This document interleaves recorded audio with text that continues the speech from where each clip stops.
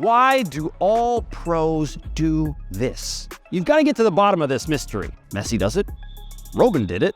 Why do guys always go for that far corner, and why don't goalkeepers understand that it's going to happen? Let's talk about why this works.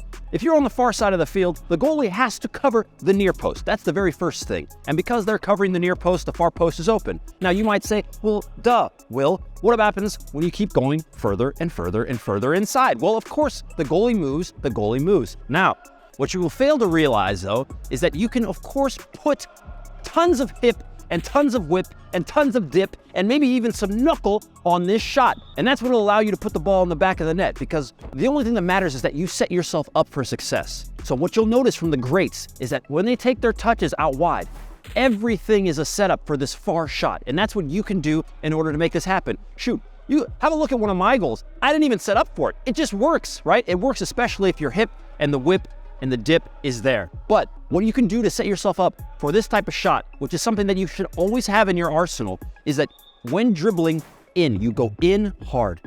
And then the second you're ready, you tap it out wide. Now, it's not as easy as thinking, oh, duh, Will, he went inside and then outside. That's great. No, you have to tap the ball wide enough that you can bring your hip all the way around the ball to bend it in. If you don't, the goalie's gonna get it.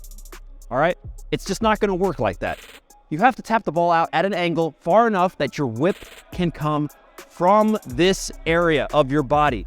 Too many times, young players, they will try and tap the ball out wide and they'll try and smack it. You don't want to force things. You got to go with the flow. Every time you see Robben and Messi do this type of skill, you notice that they don't have to break stride.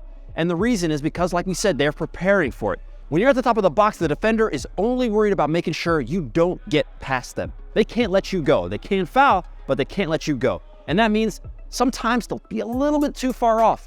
And you can use that to your advantage by getting the ball out wide and around them. Once you know that, you only need a little bit. You only need an inch. And that's enough for you to whip that ball in. So you want to be more clinical with your finishing? Make this in your arsenal. Train it to the point that you can do it with ease. Once you're there and in that position, don't be nervous. Don't look to pass. Never forget, my friends, believe in yourself. Don't give up. Have some confidence and enjoy the game. That's what it's about. And like, comment, subscribe. Check everything we've got for you down here at Unisport. Check out the playlist. Check out our cool gear. You know, we do things cool here at Unisport. Maybe you comment down below on how nice it is here at my home. This is my home. I live here. I literally live here. Comment down below. And send me a housewarming gift. We all know Jay's not going to send anything. Last time Jay sent me something, you guys, you know what he sent me? A box.